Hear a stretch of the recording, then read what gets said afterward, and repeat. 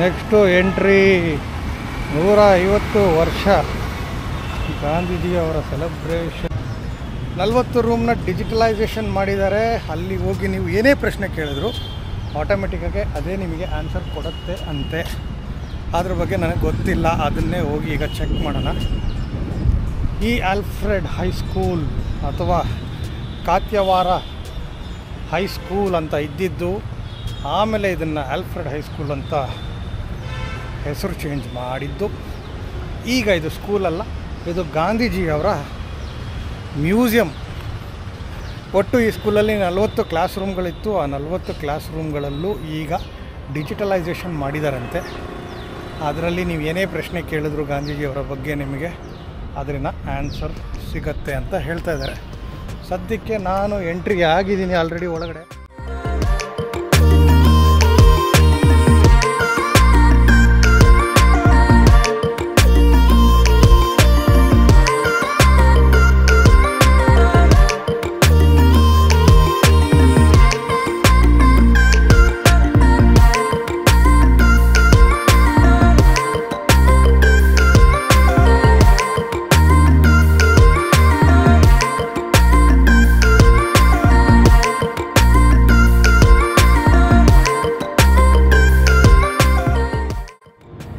ಸಾಬರ್ಮತಿ ಪಾಠಶಾಲೆಯಲ್ಲಿ ಒಂದು ಗಾಂಧೀಜಿಯವರು ಮಕ್ಕಳಿಗೆ ಪಾಠ ಮಾಡ್ತಿರುವಂಥ ಒಂದು ದೃಶ್ಯನ ಕ್ರಿಯೇಟ್ ಮಾಡಿದ್ದಾರೆ. ಇಲ್ಲಿ ರಿಯಲ್ ಇಲ್ಲ, ಆದರೆ ಇದೆಲ್ಲ ಸ್ಟ್ಯಾಚ್ಯೂಸೇ. ನೋಡಿ, ನೀವು ಕ್ಲಿಯರಾಗಿ ನೋಡೋದು. ಗಾಂಧೀಜಿ ಕೂತ್ಕೊಂಡಿದ್ದಾರೆ, ಎಲ್ಲ ಮಕ್ಕಳೆಲ್ಲ ಕೂತ್ಕೊಂಡು ಪಾಠ ಕೇಳ್ತಿರೋ ಥರ ಒಂದು ದೃಶ್ಯವನ್ನು ಕ್ರಿಯೇಟ್ ಮಾಡಿದ್ದಾರೆ. ಕ್ಲಾಸ್ ರೂಮ್ ಪಾಠಕ್ಕಿಂತ ಈ ಥರ ಒಂದು ಪಾಠವನ್ನು ಬಂದು ಅವರು ತುಂಬ ಮಕ್ಕಳಿಗೆ ತಿಳಿಸ್ಕೊಡುವಂಥ ಒಂದು ವಿಷಯಗಳಿದೆ. 1880ರಿಂದ ಹಿಡಿದು 1887ವರೆಗೂ ಗಾಂಧೀಜಿಯವರು ಬಂದು ಇಲ್ಲಿ ಇದೇ ಸ್ಕೂಲಲ್ಲಿ ಅವರ ಪ್ರಾಥಮಿಕ ಶಿಕ್ಷಣವನ್ನು ಹೊಂದಿದ್ದಾರೆ.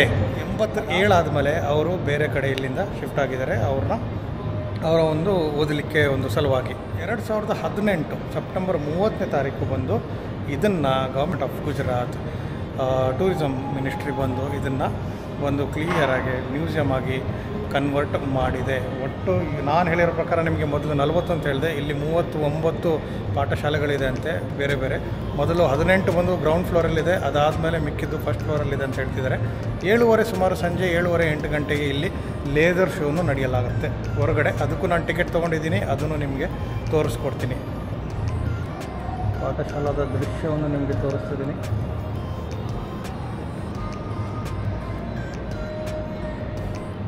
ಮೊದಲನೇ ಕ್ಲಾಸ್ ರೂಮ್ ಒಳಗಡೆ ಬಂದೆ.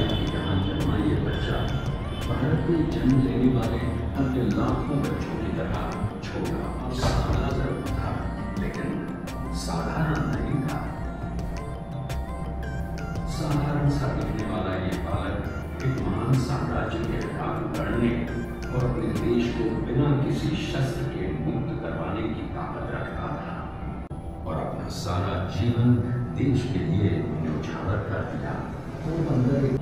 ಅದ್ಭುತವಾಗಿ ಒಂದು ಪೇಂಟಿಂಗ್ ಅನ್ನು ಮಾಡಿದ್ದಾರೆ ನೋಡಿ. मोहनदास के पूर्वज ಡಿಜಿಟಲ್ ಆಗಿ ಹೇಳ್ತಿರುವಂಥ ವಿಷಯಗಳು. ಗಾಂಧೀಜಿ ಅವರ ವಂಶ ವೃಕ್ಷ ನೋಡಿ. ಇದು ಗಾಂಧೀಜಿಯವರ ಬಾಲ್ಯ ವಯಸ್ಸದ ಒಂದು ಸ್ಟ್ಯಾಚ್ಯೂವನ್ನು ಮಾಡಿದ್ದಾರೆ. ಆಲ್ಫ್ರೆಡ್ ಸ್ಕೂಲ್, ಇದನ್ನೇ ನಾನು ನಿಮಗೆ ಅವಾಗಿಂದ ಹೇಳ್ತಾ ಇದ್ದೆ. ಆಲ್ಫ್ರೆಡ್ ಸ್ಕೂಲ್, ಕಾತ್ಯವಾರಿ ಸ್ಕೂಲ್ ಅಂತಲೂ ಇದನ್ನು ಕರೀತಿದ್ರು. ಗಾಂಧೀಜಿಯವರು ಈ ಸ್ಕೂಲ್ಗೆ ಯಾವ ರೀತಿ ಬರ್ತಾಯಿದ್ರು ಅಂತ ತೋರಿಸಲಾಗಿದೆ ನೋಡಿ. ಆಚೆ ಕಡೆಯಿಂದ ನಾನು ತೋರಿಸಿರುವಂಥ ಇದೇ ಸ್ಕೂಲು ನಿಮಗೆ ಕಾತ್ಯವಾರಿ ಸ್ಕೂಲ್ ಅಥವಾ ಆಲ್ಫ್ರೆಡ್ ಸ್ಕೂಲ್. ಇದೇ ವ್ಯೂ. ಈಗ ಮರಗಳೆಲ್ಲ ಬೆಳೆದಿದೆ ಅಲ್ಲಿ. ಇದು ಅಲ್ಲಿರುವಂಥ ಒಂದು ಗಾಂಧೀಜಿಯವರ ಮನೆಯಲ್ಲಿ ತೋರಿಸಿರುವಂಥ ಇದು ಅವ್ರ ಫ್ರೆಂಡು ಇದೆ. ಆಡಿಯೋ ಮತ್ತು ವಿಡಿಯೋ ವಿಜುವಲ್ ಇದೆ ಇಲ್ಲಿ ನಿಮಗೆ. उस डिब्बे में से उतरने का गांधी जी ने विनम्रता लेकिन दृढ़तापूर्वक विरोध किया. 1887ರಿಂದ 1893ವರೆಗೂ. ನಿಮಗೆ ಇಂಗ್ಲೀಷಲ್ಲಿ ಬೇಕಂದರೆ ಈ ಸರಿ ಇಂಗ್ಲೀಷಲ್ಲಿ ತೋರಿಸ್ತೀನಿ ನಾನು.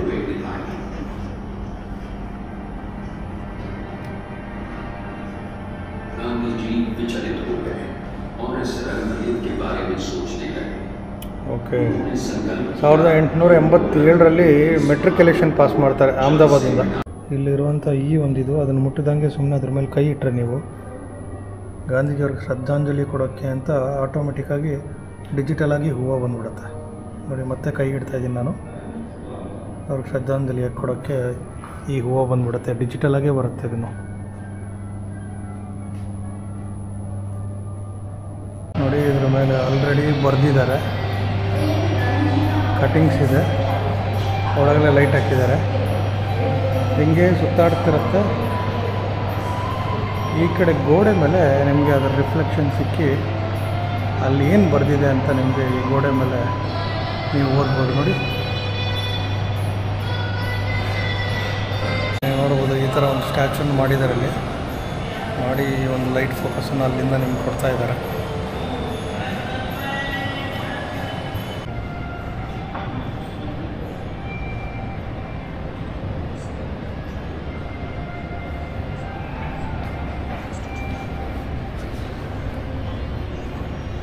ನೋಡಿ ಆಗಿನ ಕಾಲದ ಪಾತ್ರೆಗಳು ಹೆಂಗಿತ್ತು ಅಂತ ಇಟ್ಟಿದ್ದಾರೆ. ಇಲ್ಲಿ ಕುತ್ಕೊಂಡು ನೀವು ಕೇಳಿಸ್ಕೋಬೋದು ಇದನ್ನು.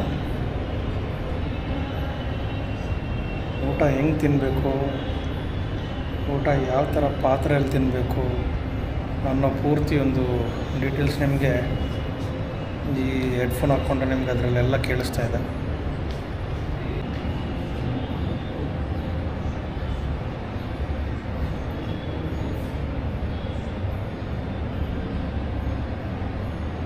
ಮೂರನೇ ಗ್ಯಾಲರಿ ಎಂಟ್ರಿ ಆಗಿರುವಾಗ ನನಗೆ ಕಾಣಿಸ್ತಿರೋದು ನೋಡಿ, ಇದೊಂದು ಅಹಿಂಸದ ಚಿಹ್ನೆ ಇದೊಂದು ಕಾಣಿಸ್ತಾ ಇದೆ ನನಗೆ.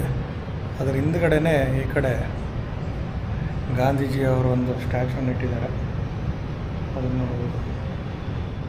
ಗ್ಯಾಲರಿ ನಂಬರ್ 26ಕ್ಕೆ ಬಂದಿದ್ದೀನಿ. Yet, every one of us is consciously or unconsciously more or less guilty of theft.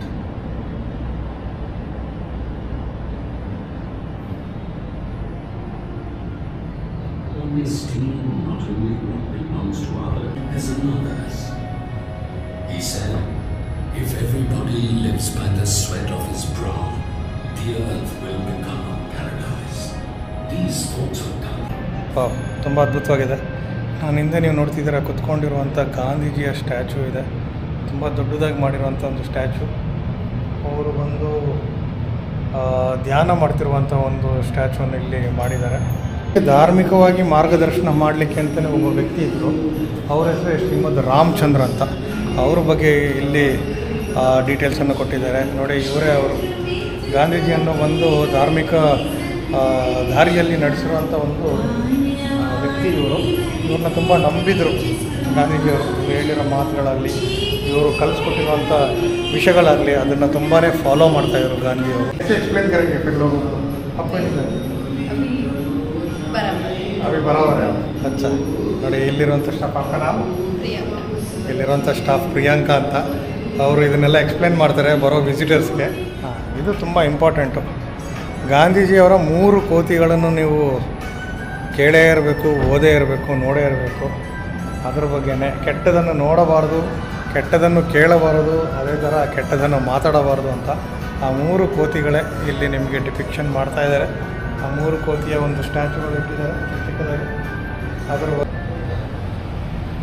ಆಮೇಲೆ ಅದೇ ನೋಡಿ, ಅದೇ ಥರ ಒಂದು ವಿಡಿಯೋನ ಕ್ರಿಯೇಟ್ ಮಾಡಿದ್ದಾರೆ. ಅದೊಂದು ಟಿ ವಿಯಲ್ಲಿ ನಡೆಸ್ತಾ ಇದ್ದಾರೆ ಪ್ರೋಗ್ರಾಮ್ ಮಾಡಿಬಿಟ್ಟು. ಈ ಗ್ಯಾಲರಿ ಎಲ್ಲ ಪೂರ್ತಿ ಮಕ್ಕಳಿನ ಬಗ್ಗೆ, ಬಂದರ್ ಬಾಬಾ, ಗೋಲಾ ಬಾರೂದ್, ಆಮೇಲೆ ಚಿಕ್ಕಿ, ಚಾಕ್ಲೇಟ್ ಟಿಕ್ಸ್, ಹಲವಾರು ವಿಷಯಗಳಿದೆ ಇಲ್ಲಿ. ಪರವಾಗಿಲ್ಲ, ಚೆನ್ನಾಗಿ ಮಾಡಿದ್ದಾರೆ. ಬೇರೆ ಬೇರೆ ಗಾಂಧೀಜಿಯವರ ಫೋಟೋ, ಪೂರ್ತಿ ಗಾಂಧೀಜಿಯವರ ಫೋಟೋನ ಕಲೆಕ್ಟ್ ಮಾಡಿರುವಂಥ ಒಂದು ಡ್ರಾಯಿಂಗು. ಅಂದರೆ ಒಂಥರ ಫ್ರೇಮ್ ಕ್ರಿಯೇಟ್ ಮಾಡಿದ್ದಾರೆ ಇದನ್ನು. ಇದು ಅಂದರೆ ಸ್ಕೆಚ್ ಆಗಲಿ, ಪೇಂಟಿಂಗ್ ಅಲ್ಲ, ಇದು ಒಂದು ಪೋರ್ಟ್ರೇ ಪ್ರಿಂಟಿಂಗ್ ಇದು ಆ್ಯಕ್ಚುಲಿ. ಆ ಥರ ಮಾಡಿದ್ದಾರೆ. आपको जो कंफर्ट है आप हिंदी ठीक है. ನೋಡಿ, ಇಲ್ಲೊಂದು ಕ್ವಿಜ್ ನಡೀತಾ ಇದೆ. 91 में इंग्लैंड से लौटने पर कौन सी खबर मेरी प्रतीक्षा कर रही थी? कौन सी खबर है? माता का निधन। ओके। मेरे बचपन में डैश पुस्तक पढ़ी जिसका मुझ पर गहरा प्रभाव पड़ा। अच्छा, कौन सा है वो? श्रवण ಪಿತೃಭಕ್ತಿ ನಾಟಕ. ದೊಡ್ಡದಾಗಿರುವಂಥ ಒಂದು ಹಾಲು. ಈ ಹಾಲಲ್ಲಿ ಗಾಂಧೀಜಿಯವರ ಒಂದು ಸಿದ್ಧಾಂತಗಳನ್ನು ಅದನ್ನು ಪ್ರೇರಣೆ ಹೊಂದು ಈಗಿನ ಕಾಲದಲ್ಲಿ ಅದನ್ನು ಹೇಗೆ ನಾವು ಅಳವಡಿಸ್ಕೋಬೋದು, ಹೇಗೆ ನಾವು ಅದನ್ನು ಫಾಲೋ ಮಾಡ್ಬೋದು ಅನ್ನೋ ಒಂದು ಡೀಟೇಲ್ಸ್ನ ಇಲ್ಲಿ ಕೊಟ್ಟಿದ್ದಾರೆ. ಒಂದು ಪ್ರೊಜೆಕ್ಷನ್ ಥರ ಮಾಡಿ ಇಲ್ಲಿ ನೀವು ಕ್ಲೀನಾಗಿ ತೋರಿಸಿದ್ದಾರೆ ನೋಡಿ. ನೀವು ಕ್ಲೀನಾಗಿ ಇದನ್ನು ನೋಡ್ಬೋದು.